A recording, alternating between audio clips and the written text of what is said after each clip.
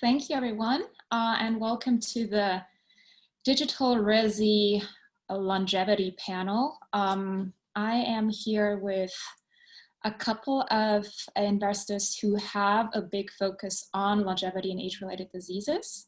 I myself, also with Apollo Health Ventures, we've been purely focused on the mission of extending healthy lifespan, and I would want to welcome my panel and ask you to introduce yourself really briefly about yourself and the fund that you're representing or the company that you're representing, and maybe a little bit about the rationale why you are investing in the longevity and age-related disease space. So maybe we can start with Patrick. Sure, thanks a lot. My name is Patrick Burgermeister. From my background, I'm a molecular biologist, specialized in neurobiology, worked in different industries, amongst them the pharma giant Novartis. But my strongest background is in venture capital, where I've been since 2006, actually. Was one of the partners at the Swiss fund group Biomed Invest. And early last year, I joined the longevity investor Kizu in Germany. This is, you could call it a family office, because it's led by Michael Greve, the one who also organizes the annual Undoing Aging conference. And we're looking for early stage rejuvenative biotech company. So it's mostly drug development, and we really look for category openers, as we call them. Think of them as the next wave of senolytics, which are quite accepted already as a new treatment modality. So we'd like to enable the next couple of waves. We have an evergreen structure, so no time pressure there. Can invest globally. If you look at our webpage, we'll see that we've done most of our investments in the US. We'd like to be a little bit more present in Europe in the future.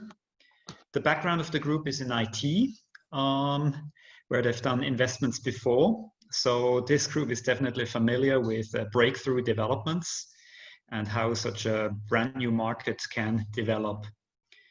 Ticket sizes, initially maybe 1 to 2 million, with the intention to follow on, of course. We do not explicitly exclude medtech and diagnostics, but it will be the exception, I guess. And we like to co-invest, of course. We don't need to, but we're looking for syndication. That's mostly angels and family offices, of course, at this early stage. We also help actively the companies with fundraising, opening doors. We also take board seats in the companies and try to bring them to success. Great, thank you, Patrick. And then I'm just going after the order that I see your faces on my screen. So I see James next. So James, maybe you can give an intro on your. Thanks, Alex. To be brief as possible here. So like Patrick, I also started as a scientist. Did my education in mouse genetics, actually, but my long-term interest has been in how to develop drugs that can prevent the diseases of aging and not just react to them. So after my scientific training and a bit of work with the pharma consulting world, I helped found Apollo Health Ventures, where Alex and I worked together. And now I run a group called Cambrian Biopharma, which is taking assets related to longevity, spinning them out of universities and resourcing those scientists with very, very active drug development teams. And we think of ourselves as kind of a cross between a venture capital company and a big multi-asset pharma company. So we operate our pipeline, kind of moving a whole series of different therapeutics targeted at the hallmarks of aging towards clinical proof of concept. Wonderful. And that all sounds very familiar. But maybe something that is a little bit different and new to me now. Josh Barney, we actually met today for the first time, and would love to have your introduction on what you're doing. Well, my background is as an attorney. I started out in California representing international companies And I started getting involved in startups. I loved startups. I just think they're wonderful. And I got more involved in the technology side. And I've been involved in the technology side for a long time, but my undergrad education was in biology. So I've always had a soft spot for biotech. And I started getting involved a little bit in EB5 funds, which are international funds where they're investing in US companies. And what I found was that a lot of Asian companies were interested in investing in biotech, and Australian companies. So I continued to represent either the investors or the entrepreneurs or the company for a number of years now. And I started investing in these companies, and I started working with angel groups. And I was asked to form an angel group of women investors. And that's called the Barrington Angels. And as I got more involved with them and we did surveys, what I learned was that the women investors were interested in investing in women companies. And the women companies, women-run, the biotech space in general has a lot of leadership in women industries. So we focus on those areas that they're not all science-based investors, so they're looking at things that they understand. And obviously longevity is dear to a lot of people's heart.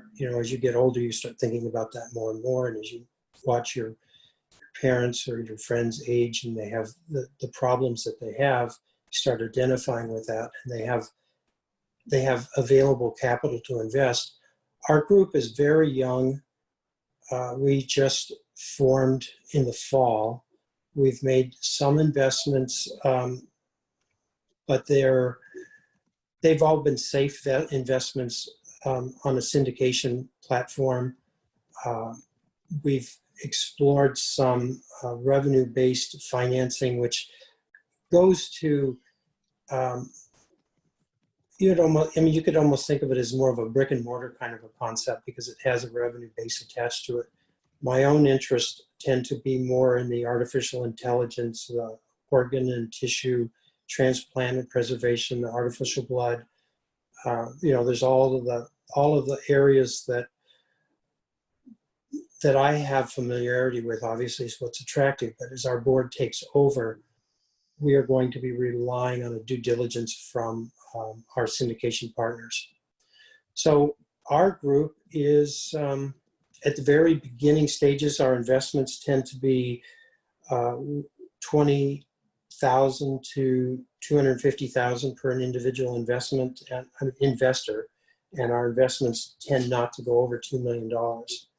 We also have a micro fund for, I hope my message is not getting blocked here. We also have a micro fund for really small, early stage startups from $1,000 to $20,000. And that is run by a board of the lesser experienced investors that just want to get their feet wet. So that kind of gives you, a good background. Great, thank you, Josh. And last but not least, I would love to hear your introduction as well, Brian. Well, good morning, everybody. Alex, thanks so much for coordinating all this. Really appreciate it. It's good to see you again. You've got a much better backdrop than I do behind me. My name is Brian Michigan. I'm a social entrepreneur. I started my career at Johnson & Johnson and Eli Lilly in marketing and corporate venture capital, long before the term digital health was around, when we called it e-business 20 years ago. So when digital health was very nascent. I spent my career focused in really at the intersection of where information technology can influence the decisions around diagnostics, therapeutics, and ongoing monitoring and outcomes in medications. I've helped build some of the fastest growing, or founded myself, some of the fastest growing technology companies in North America that have made the Inc. 500 and the Deloitte Technology Fast 500. Currently, I'm the managing partner of a seed stage social impact investment group called Profound Ventures, where we invest in technologies or models that we believe are solving profound societal problems. We're not under any illusion that we're professional venture capitalists like some of you guys. We consider ourselves minor league investors, but major league business builders. Our average check size is anywhere from 25,000 to 250,000. We've been around 2 years. We've made 8 investments, 6 of which we brought on follow-on institutional investors on already. Our focus is in med tech and digital health, some diagnostics. We haven't touched any type of biologic or pharmaceutical therapeutics. It's just too risky a proposition for us. We want to get to a business that's generating revenue and profits fairly quickly. Let me see, what else can I tell you? There are 3 other partners.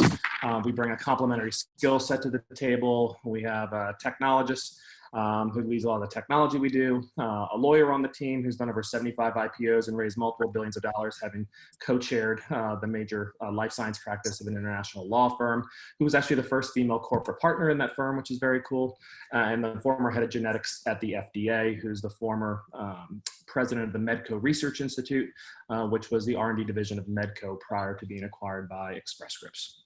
So that's us. Wow, impressive, very cool.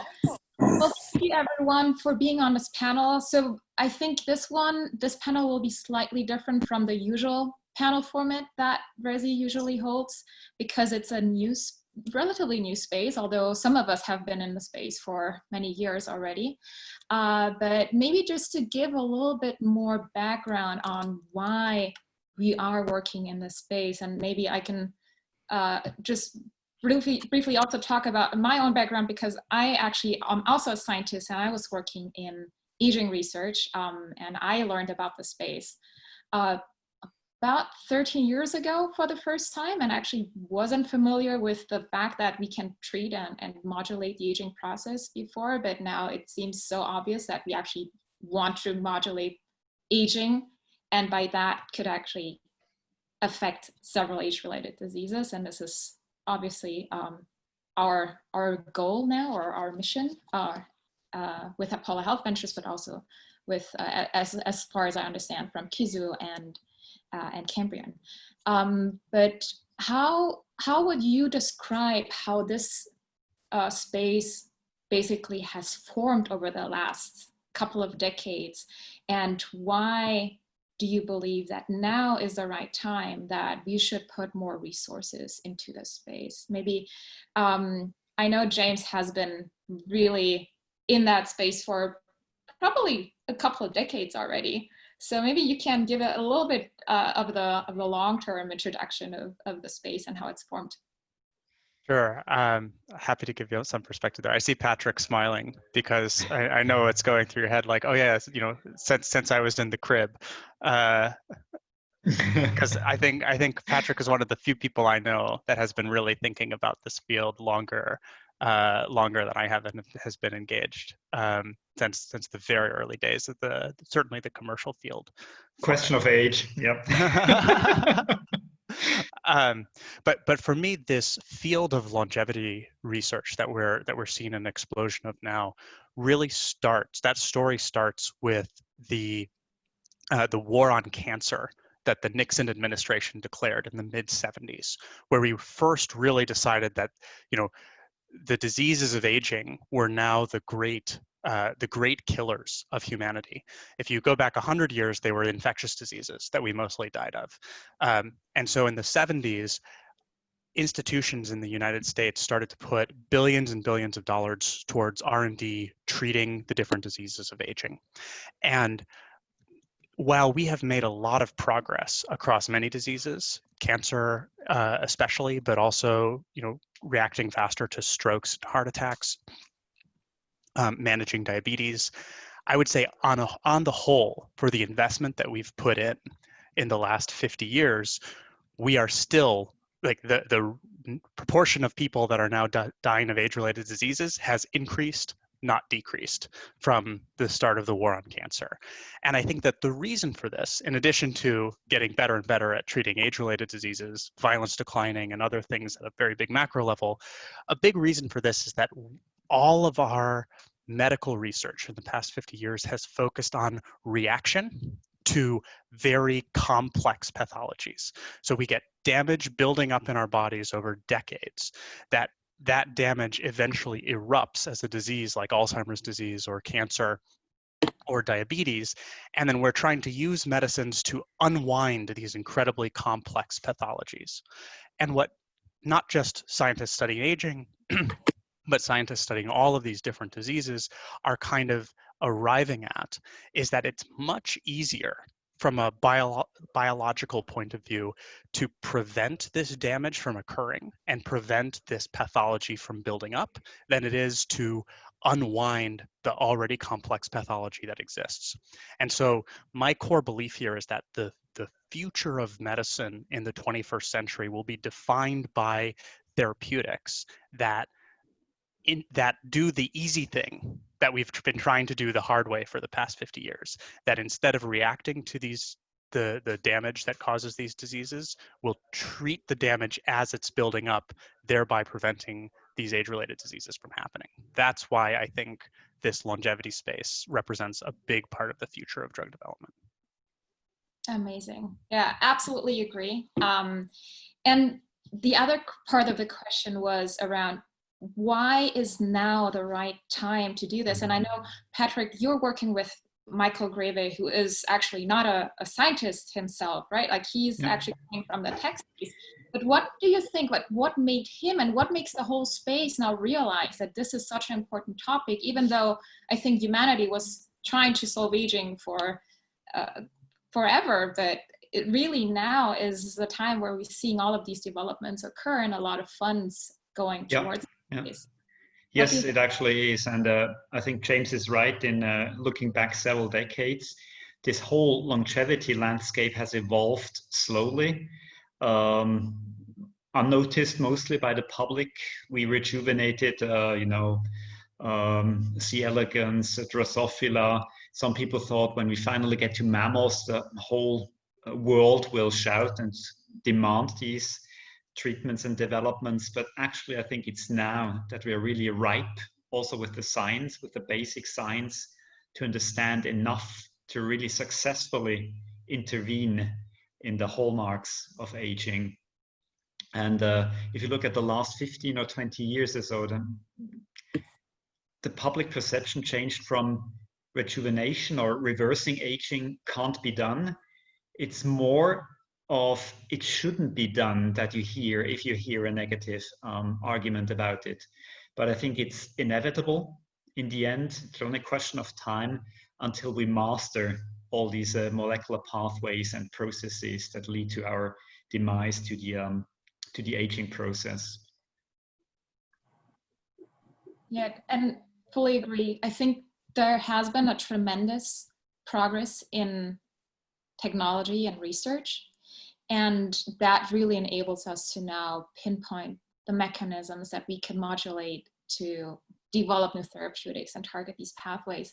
And now going at the different, at a slightly different area from what Brian was mentioning, like using technology and IT and diagnostics to go into that space and really make an impact. What happened in that space that you believe that there is a big opportunity for those areas? Well, I think that there are a lot of trends just in our daily lives as we look and see, the adoption of, technologies like smartphones and all of the devices that a smartphone has replaced, which I think is like 60 or 70 devices in the home just over the last 15, 20 years. And so there's a tremendous amount of information that we're collecting. And I reflect on some of the things that have been happening over the past few years. James talked about some of the money that's been put into primary research to tackle some of these things. One of the groups that we're affiliated with that I serve as the entrepreneur in residence with is the Society for Brain Mapping and Therapeutics, which was started about 16 years ago. And they were the ones that initiated the White House Brain Initiative, the G20 Brain Initiative, and a host of different things just in the United States alone have put in a tremendous amount of money between NIH and DARPA in looking into technologies to really map the brain and understand things, because so much of the aging process is a function of both inflammation and then degeneration of what happens in the brain. And therapeutics from a chemical standpoint can do something, but there's certainly a huge role for devices as well as digital tools, in that you can see some really large exits that have happened over the past couple of years, like when Great Call got bought by Best Buy.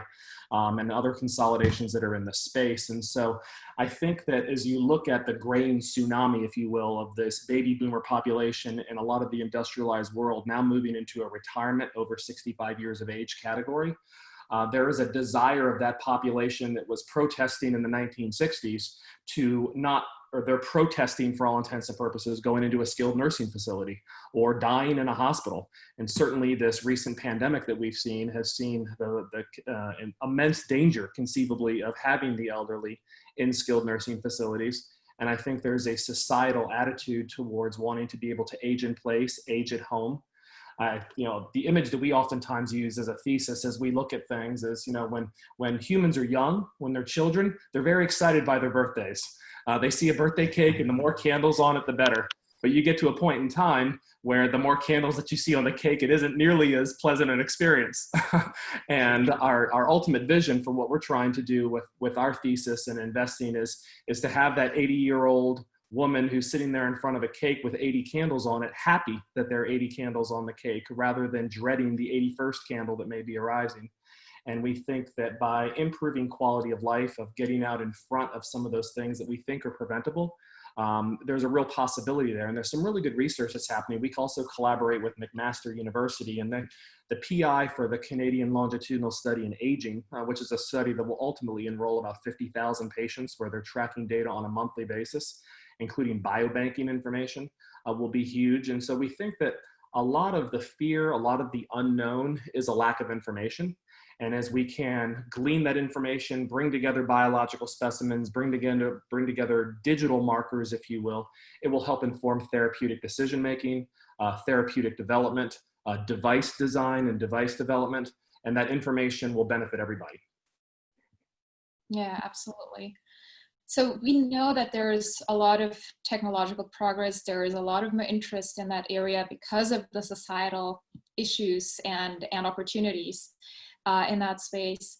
And accordingly, more and more funding is committed to that space. And maybe, Josh, being someone who recently entered that space, could you comment a little bit of what you perceived in terms of other investors that are focusing on longevity and the topics that you're interested in, and like who are the funds that you're syndicating with, or who are the other people that you're talking to when you're looking at opportunities?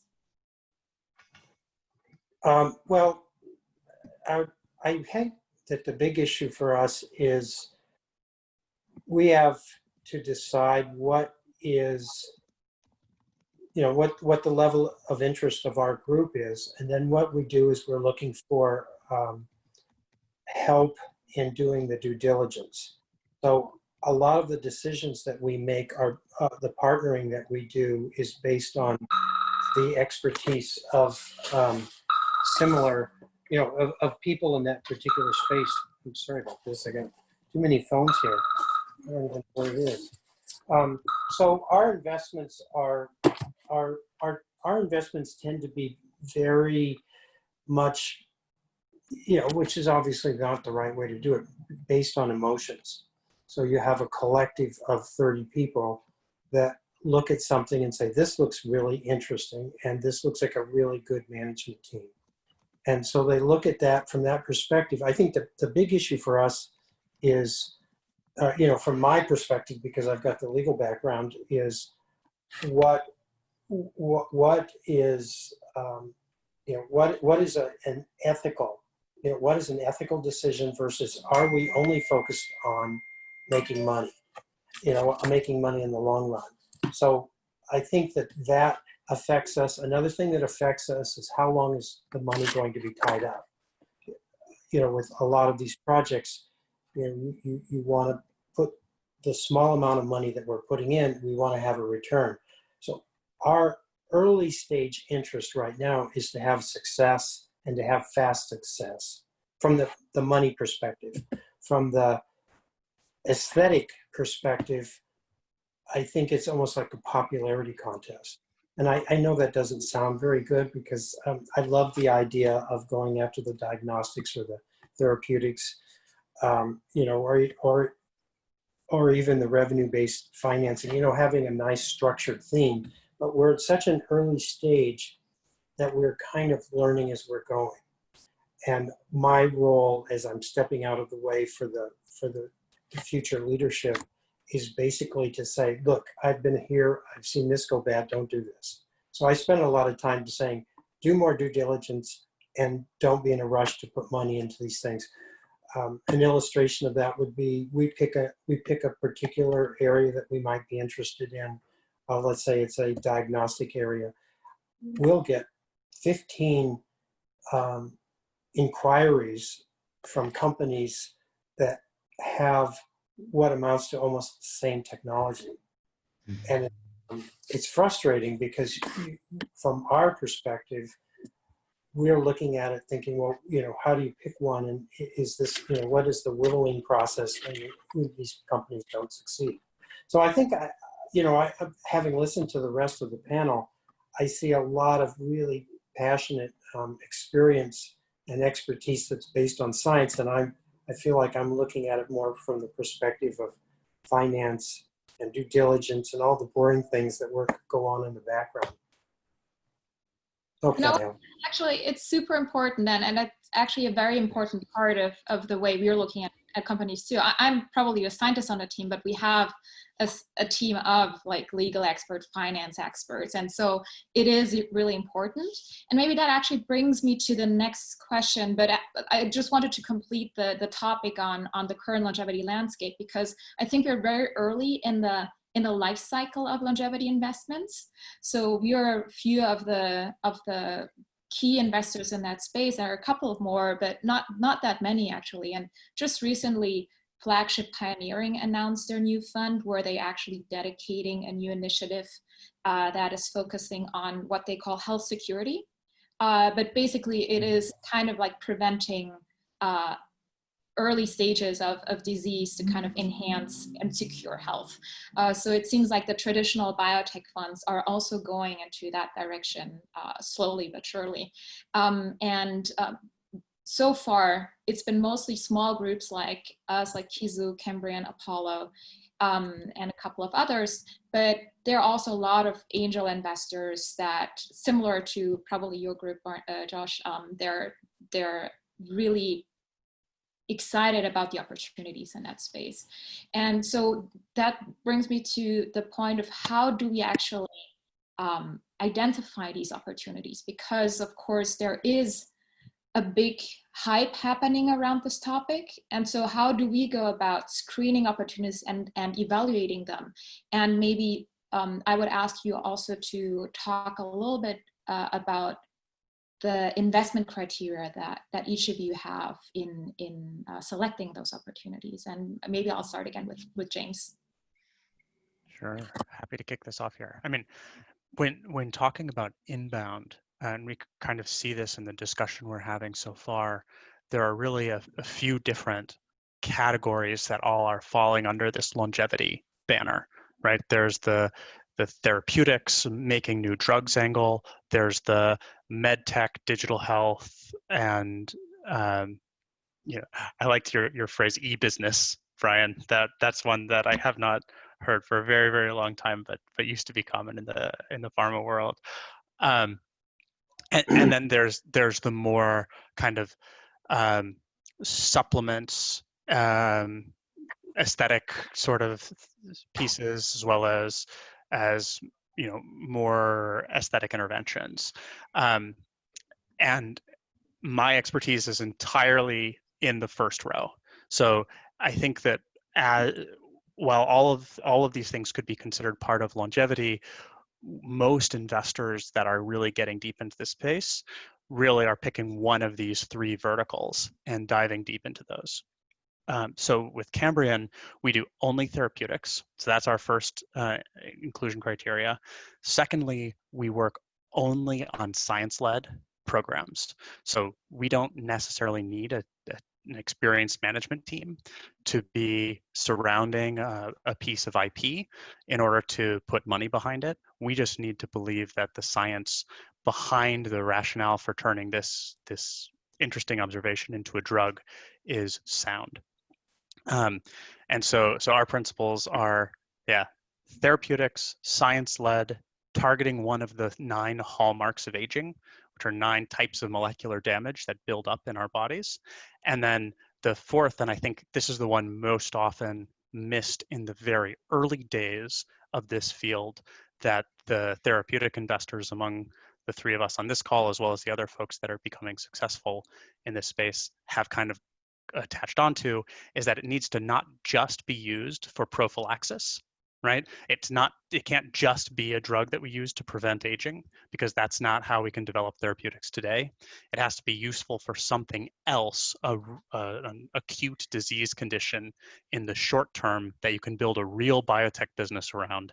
And then eventually, after showing safety and efficacy in a clinical trial, then it can be repurposed to hopefully eventually being used as a prophylactic. And I think that those 4 principles are now kind of the table stakes for what I define as the therapeutics investments in this field. Perfect. I can't add anything to that. Fully agree with the criteria that you mentioned. And same question to Patrick, but also maybe you can also comment on a little bit on the challenges that mostly the traditional biotech investors have been seeing in those types of investments, because you were with a normal biotech investor before. A conventional one, yes. Yeah. Yeah, So, the way I see this field is currently it's mainly family offices and progressive angel investors that finance these fields. Funds like us are still unusual, but the conventional VCs start to become interested. I see this like a set of domino pieces. You know, they need to fall one after the other. So the conventional VCs will come next, and we need to convince them with good science, with good companies, hopefully a couple of exits. Then big pharma and biotech will follow. And last but not least, the regulators in the end must also follow. As James alluded to, you always need an accepted surrogate indication in a way.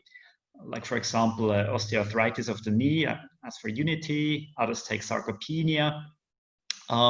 Because currently we fight also kind of a regulatory issue that aging is not considered something that is bad or a disease, but this needs to come sooner or later. So that's a huge step that we need to take to make this wave even bigger in the end, that even more money flows into it. I think it's still scarce. The funds that flow into the research, into the companies, it could be much more. And if I may go on, another point, in addition to the parties and sources that James mentioned, I think it's also very crucial to have contact to research labs that do this kind of research, and to help them get out of university, get out of academia, form their own companies. And for this purpose, the technology transfer offices also play a major role. yeah, absolutely. And maybe adding to that, this is something that I think both James mentioned as well, but that's also something that's really core to Apollo's strategy, to really work with academic scientists or scientific institutions and help them figure out how they can translate their really interesting findings and commercialize them. That's something that we usually try to help with whenever we become interested in a specific topic. Right. I just remembered that I missed one part of your question. The challenge is, actually, I think we see a lot of startups out there currently with management that has not that deep an experience in drug development. And maybe it's a little bit a hurdle for seasoned drug development experts that come from GSK, Johnson & Johnson, and other companies to enter this field. Maybe they still think it's a little bit shaky, and they don't dare, and remuneration is maybe not the same. So I think that's definitely a hurdle there, to have really strong teams also to find these people. Yeah. It's actually been a huge part of our considerations, especially as you're saying, Patrick, right when things are being spun out. These therapeutic programs, you need to get that drug development expertise brought on really quickly. So one of the ways we've been approaching this is we actually brought on 2 full-time like drug development experts with more than 20 years of experience, one from AbbVie and one from Takeda, to kind of integrate in with our investments so that we bring in a program and then we kind of pair them up with an experienced drug developer to help oversee those programs. And you may share these 2 people over several companies, maybe? Exactly. Ah, that's cool. Yeah. Yeah. Brilliant. Yeah, like a biopharma company. Exactly. Yeah, very cool. So moving to the next topic, because I want to be mindful of our time, the next question I would have would be around the opportunities in the space that you currently find very exciting. And maybe starting now with Brian, because you're in a very different space than the rest of us, maybe just to give us a brief overview of like the most promising technologies that you currently, or the most promising business models that you see out there right now. Yeah, for sure. No, thanks for asking the question. Because we focus on the digital, the device, and the diagnostic, and not the drug. So 3 of the 4 Ds is really our focus. I think that in those 3 categories, and I agree, honestly, having a therapeutics background with a lot of what's been said on the therapeutic side, we're just not big enough check writers to play in that space. But on the digital side, I think the opportunity for the Internet of Things or the connected home is going to be huge with regards to longevity. The impact and correlation of digital biomarkers with sensors in people's beds, refrigerators, toilets, and other things that can happen will be enormous. I think we'll see a huge increase in the role of voice assistants like Siri, Alexa, and Google Voice are going to play a huge role in the digital space with regards to longevity. I think on the device side, we're seeing a lot of really interesting things that are finally starting to break through with the brain-computer interface. Most of the deep brain stimulation and neuromodulation, for all intents and purposes, has been pacemakers that have been reformatted to basically, for all intents and purposes, put a nail in somebody's brain or in their spinal cord. And I think there's huge advances being made there. We have a particular portfolio company that's pretty much still in stealth mode. It's kind of like the Intel Inside, if you will, of neuromodulation, where if you think about the natural processor that was within a computer, and when Intel invented the CPU and the multifactorial processing of information that could happen within the silicon chip, I think you're going to see some huge advances there and what can be done. Very science fiction-y, very, very intriguing, potentially dangerous, but very interesting nonetheless as to what could happen on the device side with brain-computer interface and linkages that exist there. I think on the diagnostic side, a lot of people like to talk about big data, but really it's a function of garbage in, garbage out. If big data in and of itself could predict anything, then health insurance companies like Blue Cross Blue Shield that have 150 million Americans would be able to predict everything, and they can't. And the EMR companies like Epic and Cerner or Allscripts would be able to, and they can't predict anything either. And that's because the quality of the data is so poor. So much of the data that exists within healthcare is perverted by the reimbursement incentives that exist. And so diagnostic coding is really done for reimbursement purposes. CPT coding is done based on what I'm going to most get reimbursed on by hospitals and by clinicians. And so I think as we start to get better access to quality data, the ability to analyze that will be huge. And I think you're starting to see a lot of people refer to social determinants of health and the role that those pieces of data can play. We have a company right up the road for us here in Orange County, California, that we're all familiar with, Experian, that does FICO scores. And when we know the role that they play, and I've been an EY Entrepreneur of the Year finalist a few times here, and I know the president of the North American operations because he's always a judge. And it's amazing what Experian can predict about us. They can predict the next restaurant we're going to eat at. They can predict what we're going to buy at the grocery store. They can predict a lot of things off of our financial data. And we know that finance or financial status is a huge social determinant of health. We know that education level is. We know that family relationships are. There are a lot of things that play a role in our health and that affect longevity. We can see right now with the quarantine going on, the impact with loneliness and isolation and how that's going to play a huge role from a longevity standpoint. This will probably be an epidemiological shock that we'll look back on 10 or 20 years from now and see how this quarantine and the stress associated with it in some way affected the curve of longevity. And so the ability to understand these things better, we think there's huge opportunities there, because ultimately, whether it's public payers, whether it's other types of supplemental insurance like long-term care insurance, life insurance policies, critical care illness policies, those that are ultimately on the hook for paying for the negative impacts of longevity and aging, there's a value there to be able to understand these things better and to get out in front of it using information and service and data in the same way James was explaining how you could use therapeutics to get out in front and prevent some of these things from happening. Yeah, absolutely. That's so exciting. I know that, Josh, you mentioned that you were looking at some different areas other than both Patrick and James, because I mean, we were mostly focusing on traditional therapeutics or innovative therapeutics like cell and gene therapies maybe, but you're really looking at more of the AI and transplantation, and you also mentioned artificial blood. So can you elaborate a little bit more on those opportunities and what you think is the most exciting? Well, with one of the I'm just going to briefly go back over a couple of the things that I heard earlier.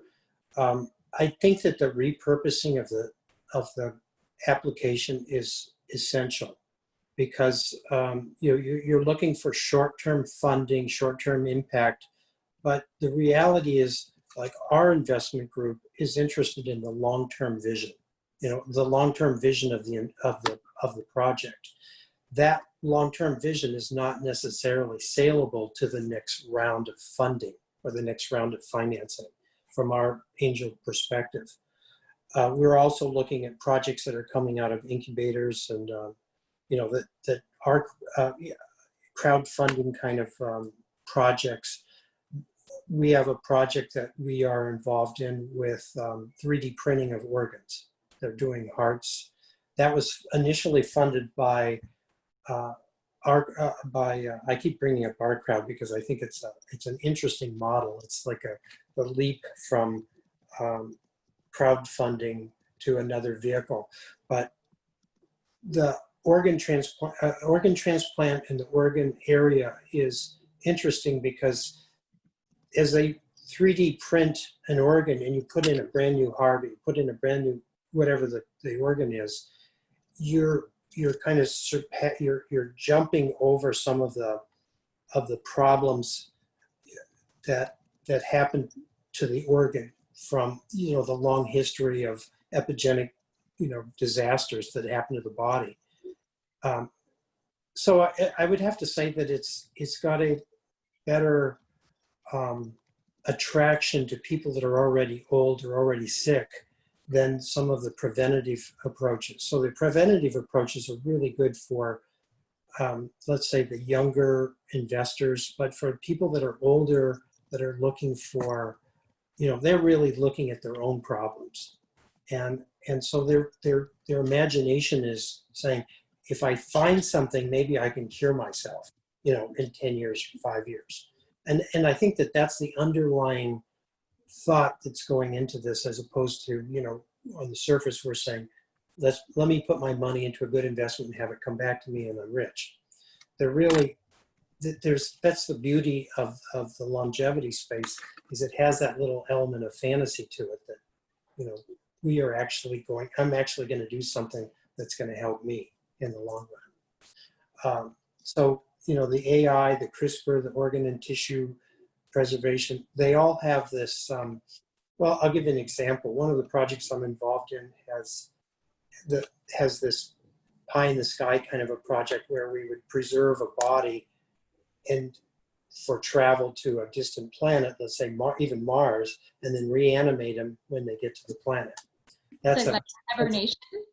Yes, it's like a hibernation, but it's a concept because, you have the whole necromancy and all these crazy concepts that are coming out of that.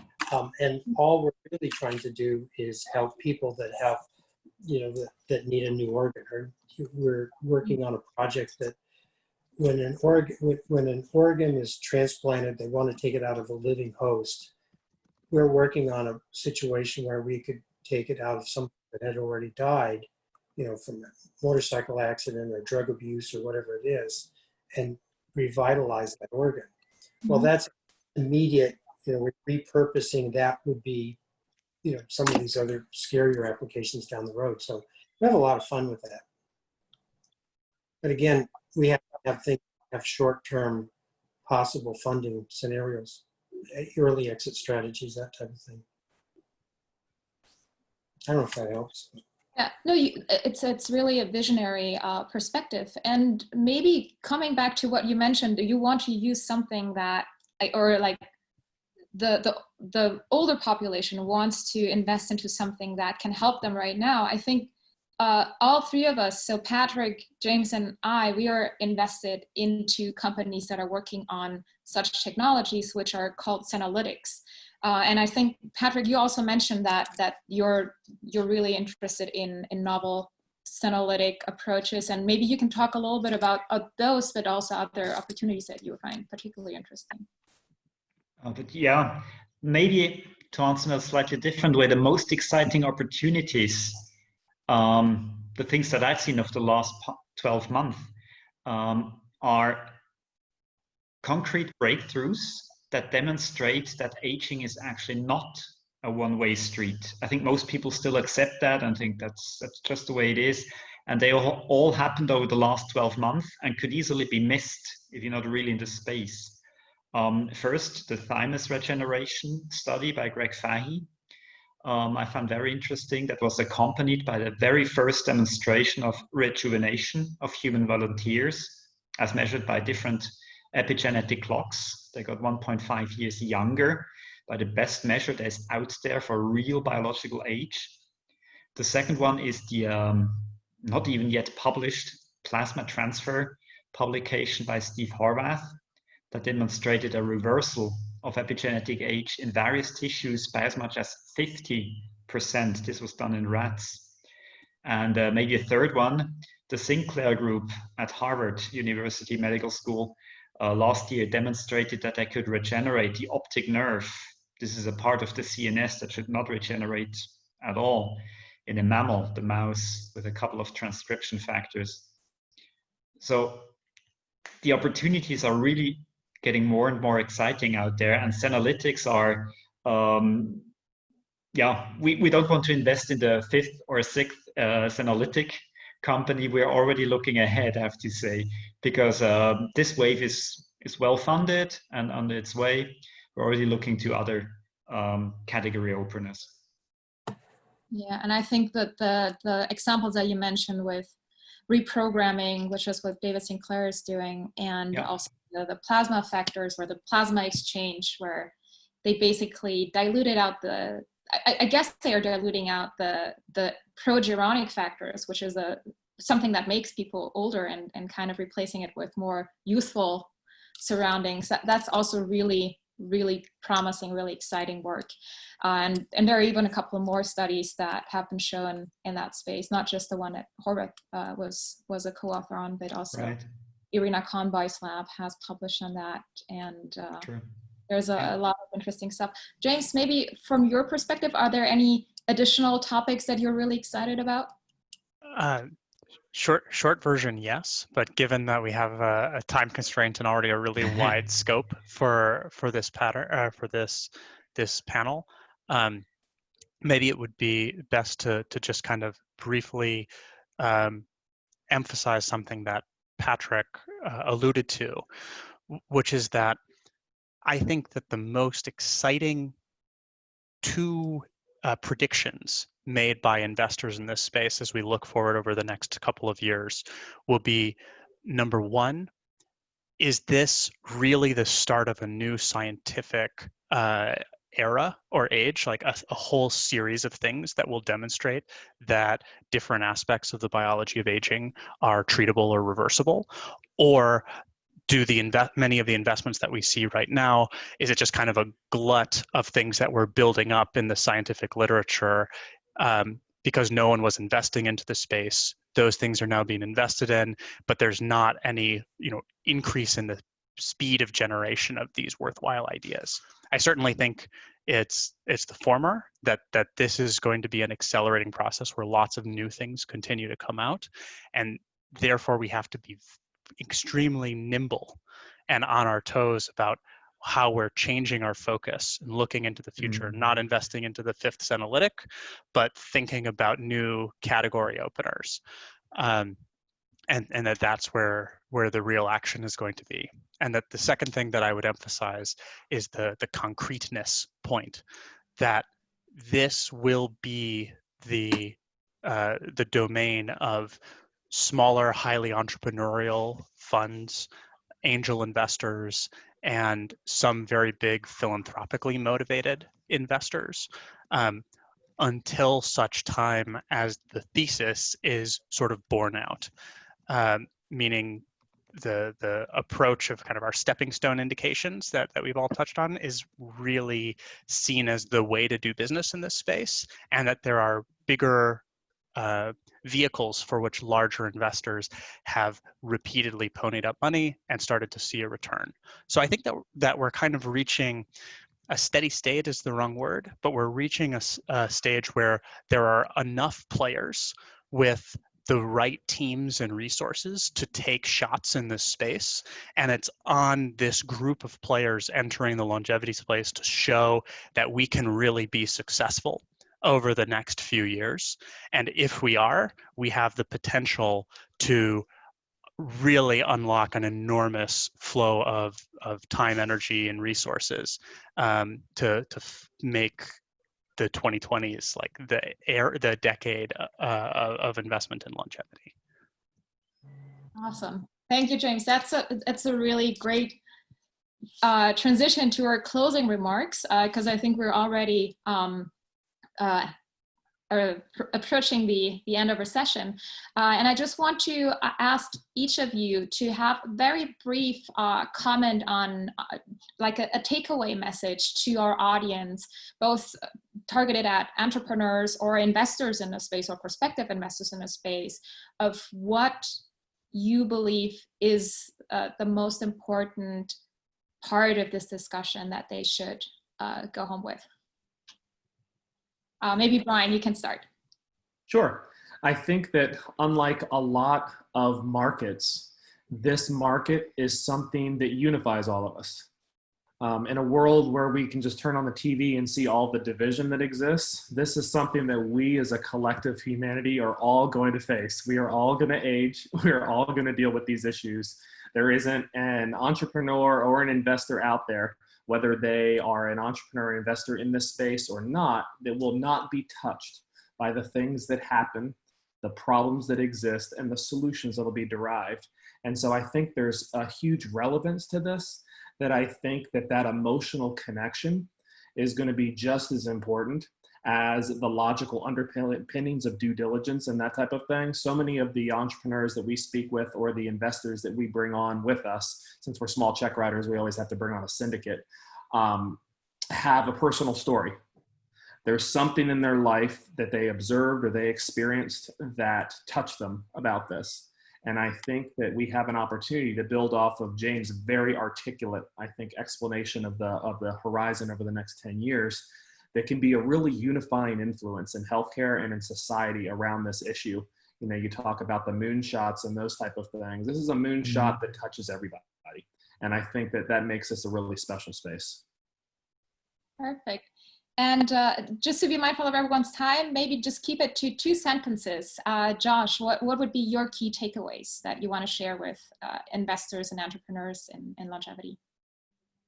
I would have to say that I'm very surprised that the space is as small as it is. I run into so many opportunities in this space, and to hear the panelists talk about how few of us there are that are actually investing in this space, I'm really surprised.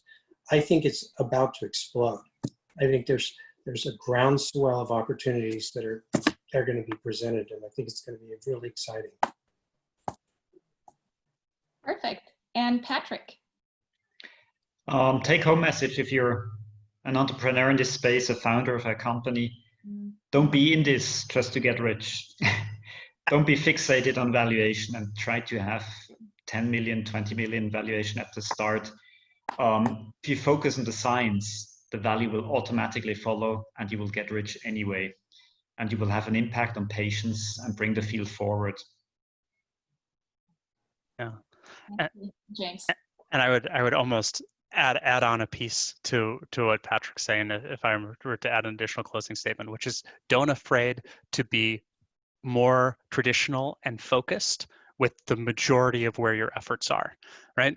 One of the luxuries that we have in the investing side of the table is that because our fingers are in so many different pies, you know, we're thinking about how many different things are going to be tried over the next 10 years, and some of them are going to succeed and some of them are going to fail.